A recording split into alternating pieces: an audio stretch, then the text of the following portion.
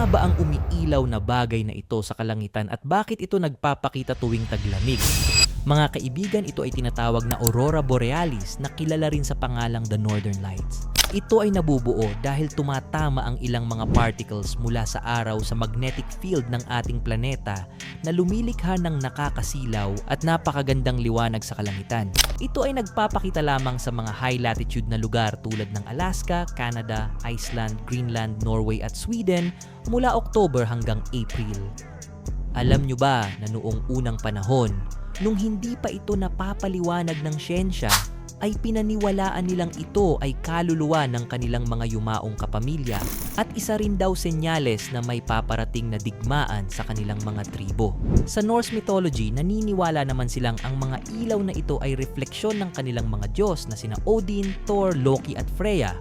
Sa ancient Greece at Roma naman ay simbolo raw ito na may paparating na biyaya sa kanilang buhay na kanilang iginugunita sa pamamagitan ng pagkakaroon ng malaking selebrasyon.